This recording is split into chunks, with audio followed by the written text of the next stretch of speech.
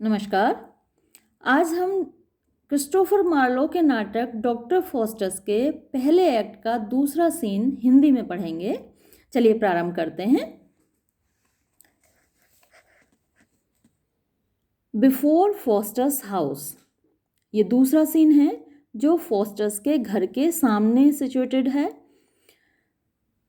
Enter to scholars, दो विद्वान प्रवेश करते हैं। First scholar, I wonder what's become of Faustus that was wont to make our schools ring with sic provo। तो पहला scholar सवाल करता है, I wonder what's become of Faustus। मैं सोच रहा हूँ कि डॉक्टर फॉस्टस का क्या हुआ। That was wont to make our schools ring, जो हमारे स्कूलों को गुंजायमान करता था, जिसकी आवाज़ हमारे स्कूलों में गूंजती थी। विद सिक प्रोवो, क्या आवाज़, क्या बोलता था वो? विद सिक प्रोवो, दस आई प्रूव, मैं इसको ऐसे साबित करता हूँ। चीज़ों को साबित करता रहता था इस हमारे स्कूलों में। वो उसका हुआ क्या? Second scholar, that shall we know for see here comes his boy. वो हमें अभी पता चल जाएगा, क्योंकि देखो सामने से उसका सर्वेंट आ रहा है, उसका नौकर आ रहा है। एंटर वैगनर, तभी वैगनर आता है। वैगनर आप उससे पहले ही परिचित हैं, पहले सीन में आप उससे मिल चुके हैं। वैगनर डॉक्टर फॉस्टस का सर्वेंट है, नौकर है। फर्स्ट स्कॉलर, हाउ नाउ सिरा, वेयर इज दाई मास्टर। अरे सुनो भाई सिरा, तुम्हारा मालिक कहाँ है? ये जो सिरा वर्ड है सर की जगह यूज़ होता है। सर जो शब्द है वो उन लोगों के लिए प्रयुक्त होता है जो सम्माननीय होते हैं, और उसकी जगह सिरा वर्ड यूज़ होता है उन लोगों के लिए जिनको रेस्पेक्ट नहीं दी जाती है। क्योंकि वैगनर नौकर है तो उसको सम्मान नहीं दिया जा रहा है, तो उसको सिर्रा कह के एड्रेस किया जा रहा है, संबोधित किया जा रहा है। Wagner, God in heaven knows, स्वर्ग में भगवान को मालूम है, स्वर्ग में बैठे हुए भगवान को मालूम है। Second scholar, why dost not thou know, क्यों तुमको नहीं मालूम? वैगनर, यस आई नो, हाँ मुझे मालूम है, बट दैट फॉलोज नॉट, लेकिन उससे कोई फर्क नहीं पड़ता। अब ये दैट फॉलोज नॉट यहाँ पर पन है, इंग्लिश का एक फिगर ऑफ स्पीच है, एक अलंकार है पन, PUN पन, जिसमें कि शब्दों का खेल होता है, शब्दों की बाजीगरी होती है, एक शब्द के एक से अधिक अर्थ निकलते हैं। तो ये जो सेंटेंस है दैट फॉलोज नॉट, इसके भी दो अर्थ निकलेंगे यहाँ पर। बट दैट फॉलोज नॉट, इसका तात्पर्य एक तो ये हुआ कि उससे कोई फर्क नहीं पड़ता, हाँ मैं जानता हूँ लेकिन उससे कोई फर्क नहीं पड़ता, तो एक तो ये अर्थ निकला। दूसरा इसी सेंटेंस का अर्थ ये निकलेगा कि मैंने ये कहा था गॉड इन हेवन नोज, ये स्वर्ग में बैठा भगवान जानता है, लेकिन मैंने ये नहीं कहा था कि मैं नहीं जानता, बट दैट फॉलोज नॉट, लेकिन उसके पीछे बाद वाला जो स्टेटमेंट होगा ये थोड़ी होगा कि मैं नहीं जानता, भगवान जानता, मैं भी जानता हूँ। First scholar, go to sirrah, leave your jesting, छोड़ो भी सिर्रा, अपने ये मजाक छोड़ो।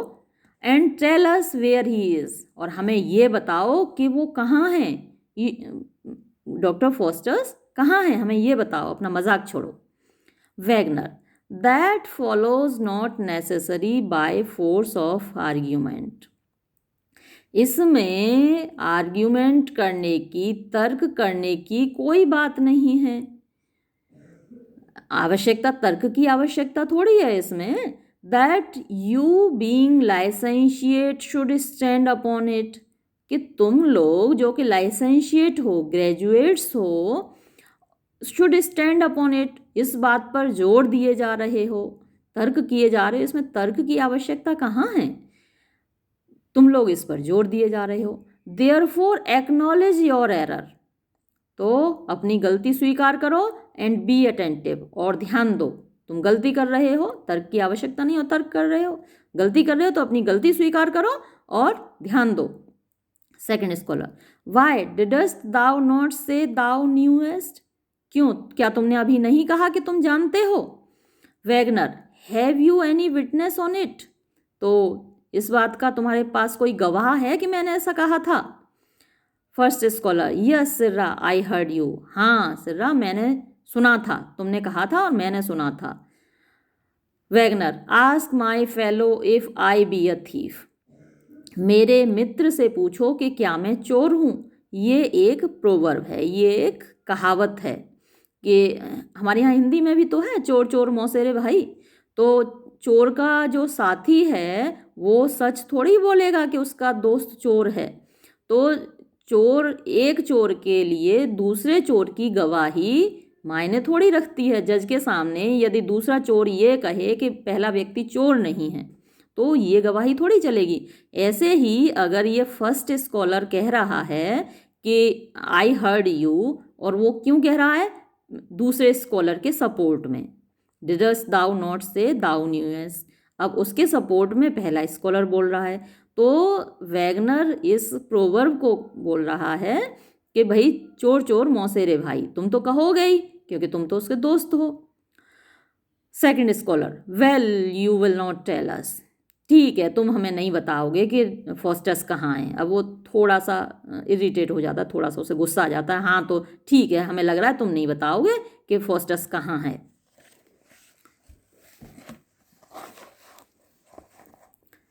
Wagner, yes sir, I will tell you. हाँ श्रीमान जी, मैं आपको बताऊंगा। Yet if you were not dunces, you would never ask me such a question. Yet if you were not dunces, अब ये dunces शब्द पर फिर से पन है, या फिर से वो शब्दों से खेल रहा है वैगनर। आप ये देखेंगे इस सीन में कि जो सर्वेंट्स होते हैं या स्लेव्स होते हैं या जो समाज के निचले तबके के लोग होते हैं, उनको 16th सेंचुरी में या पुराने ज़माने में थोड़ा कम बुद्धि वाला माना जाता था, बेवकूफ़ माना जाता था। ये माना जाता था कि उनमें इंटेलिजेंस नहीं होती, उनमें इंटेलेक्ट नहीं होता, दिमाग नहीं होता। लेकिन इस सीन को पढ़कर आप देखेंगे कि वैगनर कितना इंटेलिजेंट है। वो शब्दों से खेलना जानता है, शब्दों के एक से ज़्यादा अर्थ निकाल देता है। तो देखिए उसकी फिर से बाजीगरी। Yet if you were not dunces. अब डंस जो शब्द है उसके दो अर्थ हैं। एक तो डंस मीन्स बेवकूफ़, बुद्धू, और दूसरा डंस का मतलब होता है हेयर स्प्लिटिंग रीजनर। जो बाल की खाल निकालते हैं, स्कॉलर्स होते हैं, दार्शनिक होते हैं, पढ़े लिखे विद्वान होते हैं, वो बाल की खाल निकालते हैं। हर चीज़ में छोटी सी छोटी जो माइन्यूटनेस होती हैं उनमें जाते हैं। अब ये देखिए उसने दो मीनिंग फिर निकाले। If you were not dunces you would never ask me such a question. अगर तुम बेवकूफ़ नहीं होते तो मुझे ऐसा कोई प्रश्न नहीं पूछते। ये पहला अर्थ हुआ। और दूसरा अर्थ हुआ कि अगर तुम बाल की खाल निकालने वाले विद्वान नहीं होते तो मुझे ऐसा प्रश्न नहीं पूछते। For is not he corpus naturale, कि क्योंकि क्या वो एक जीवित प्राणी नहीं है। कॉर्पस नेचुरली मीन्स एक लिविंग ऑर्गेनिज्म, एक जीवित प्राणी। तो क्या मेरा मालिक एक जीवित प्राणी नहीं है? And is not that mobile, क्या वो एक जगह से दूसरी जगह नहीं जा सकता? क्या वो अपना स्थान नहीं बदल सकता? Then wherefore should you ask me such a question? तो आप मुझे ऐसा प्रश्न पूछ ही क्यों रहे हो? भाई मेरा मालिक जीवित प्राणी है, वो कहीं भी जा सकता है, तो मुझे ऐसा प्रश्न क्यों पूछ रहे हो? But that I am by nature phlegmatic, slow to wrath and prone to lechery. But लेकिन मैं बाय नेचर, अपने स्वभाव से ही फ्लैगमेटिक हूँ, यानी जल्दी नाराज नहीं होता मैं। स्लो टू रथ, मुझे क्रोध कम आता है। मैं इरिटेबल नहीं हूँ, मेरा स्वभाव क्रोधी स्वभाव नहीं है, जल्दी मुझे गुस्सा नहीं आता है। एंड प्रोन टू लेचरी, और मैं प्रेम के प्रति ज़्यादा आकर्षित हूँ, यानी मैं एक लविंग नेचर का, प्यार करने वाले नेचर का व्यक्ति हूँ, प्रकृति का व्यक्ति हूँ। To love I would say it, if it were not for you to come within 40 feet of the place of execution. It were not for you. तुम्हारे लिए ये अच्छा होगा, not to come within 40 feet of the place of execution, कि तुम 40 feet के अंदर ना आओ।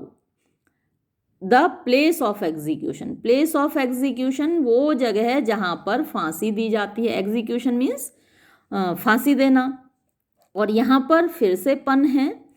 प्लेस ऑफ एग्जीक्यूशन का मतलब वो जगह जहाँ फांसी दी जाती है, और वो जगह जहाँ पर भोजन किया जाता है, जहाँ पर मुर्गों को और बकरे जो कि मीट खाते हैं, तो उन चीज़ों को फांसी दी जाती है, यानी जीवित प्राणियों को उनको फांसी दी जाती है। तो या डाइनिंग हॉल को भी प्लेस ऑफ एग्जीक्यूशन बोलते हैं, और जहाँ पर क्रिमिनल्स को फांसी दी जाती है, अपराधियों को फांसी दी जाती है, वो भी प्लेस ऑफ एग्जीक्यूशन हुआ। तो आप प्लेस ऑफ एग्जीक्यूशन के 40 फीट के भीतर मत आना, ये आपके लिए ठीक रहेगा।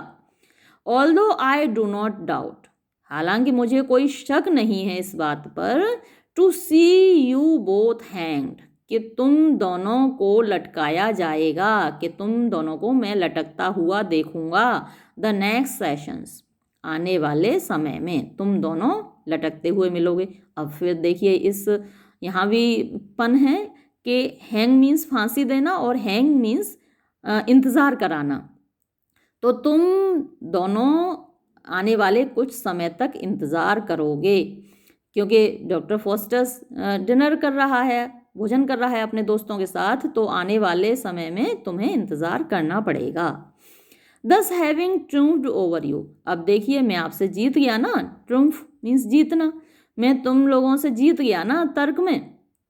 आई will set my countenance like a precisian, तो अब मैं, काउंटिनेंस का मतलब वैसे चेहरा होता है, तो मैं अब अपना चेहरा बनाऊंगा एक प्रिसीशन मीन्स प्यूरिटन की तरह, एक प्यूरिटन की तरह मैं अपना चेहरा बनाऊंगा, या फिर अब मैं एक प्यूरिटन की तरह तुमसे बात करूंगा, जैसे प्यूरिटन अपने फॉलोअर्स से बात करते हैं, अब मैं उसी तरीके से आप लोगों से बात करूंगा, क्योंकि मैं जीत चुका हूं तर्क में। एंड बिगिन टू स्पीक दस, और मैं अब तुमसे ऐसे बोलूंगा, सुनो। Truly my dear brethren, my master is within at dinner. Truly, यदि सत्य कहूँ तो मेरे भाइयों, मेरे प्रिय भाइयों, मेरा मालिक अंदर है और रात का भोजन कर रहा है। विद वॉल्डीज एंड कॉर्नीलियस, अपने मित्रों वॉल्डीज और कॉर्नीलियस के साथ मेरा मालिक भोजन कर रहा है। As this wine if it could speak, जैसा कि ये शराब की बोतल जो मेरे हाथ में है, यदि ये बोल पाती, वुड इन्फॉर्म योर वर्शिप, तो श्रीमान जी ये आपको इन्फॉर्मेशन देती, ये आपको सूचना देती कि ये बात सत्य है कि मेरा मालिक भीतर भोजन कर रहा है। And so the Lord bless you, preserve you and keep you, और लॉर्ड ईश्वर तुम्हें आशीर्वाद दे, तुम्हें लंबी उम्र दे, तुम्हें बनाए रखे, तुम्हें स्वस्थ रखे। My dear brethren, my dear brethren, मेरे प्यारे भाइयों, मेरे प्यारे भाइयों। तो यहाँ पर वेगनर प्योरिटन्स की मजाक भी बना रहा है। प्योरिटन्स ऐसे ही बोलते हैं जब वो अपने फॉलोअर्स को संबोधित करते हैं, तो उनका एक मजाक बना रहा है, और ये बोलता हुआ वो एग्जिट कर जाता है, रंगमंच से चला जाता है। अब वो दोनों स्कॉलर्स ही रह जाते हैं। तो पहला स्कॉलर कहता है, ने देन, अरे नहीं भाई, ये क्या हुआ। I fear he has fallen into that damned art, मुझे तो डर है कि डॉक्टर फॉस्टर्स वो डैम्ड आर्ट, वो जो काले जादू की विधा है जिसके लिए मना किया गया है क्रिश्चियनिटी में, वो उसको उसकी प्रैक्टिस करने लगा है। मुझे डर लग रहा है कि डॉक्टर फॉस्टर्स काले जादू के चक्कर में पड़ गया है। For which they two are infamous through the world, वो काला जादू फॉर विच जिसके लिए दे टू वो दोनों, कौन दोनों, वाल्डीज और Cornelius, are infamous means कुख्यात हैं, फेमस मीन्स विख्यात और इन फेमस कुख्यात हैं, नोटोरियस हैं, थ्रू आउट द वर्ल्ड पूरी दुनिया में। Second scholar, were he a stranger, यदि वो एक अजनबी होता, कौन, डॉक्टर फॉस्टर्स, यदि डॉक्टर फॉस्टर्स एक अजनबी होता and not allied to me, और मुझसे संबंधित नहीं होता, यानी मेरा परिचित नहीं होता, मेरा जानकार नहीं होता, एक अजनबी होता, yet should I grieve for him, तो भी मुझे उसके लिए दुख होता, क्योंकि वो अभिशप्त होने जा रहा है, वो काले जादू की प्रैक्टिस करने जा रहा है। तो वैसे तो वो मेरा मित्र है, जानकार है, तो इसलिए मुझे दुख हो रहा है। अगर उसे नहीं भी होता दुख, अगर वो मेरा परिचित नहीं भी होता तो भी मुझे उसके लिए दुख होता, मैं उसके लिए रोता। बट कम, लेकिन आओ, लेट अस गो, हमें चलना चाहिए, एंड इन्फॉर्म द रेक्टर, और रेक्टर को सूचना देनी चाहिए।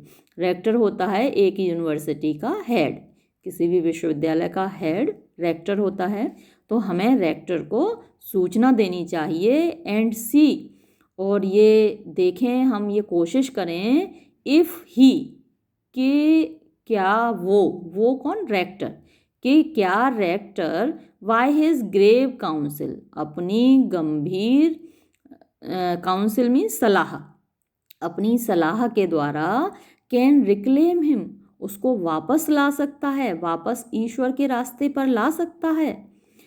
First scholar, oh but I fear me nothing can reclaim him, लेकिन मुझे भय है कि कोई भी सलाह, कोई भी प्रयास, कोई भी व्यक्ति उसको वापस ईश्वर के रास्ते पर नहीं ला सकता, क्योंकि वो पाप के रास्ते पर बहुत दूर निकल गया है।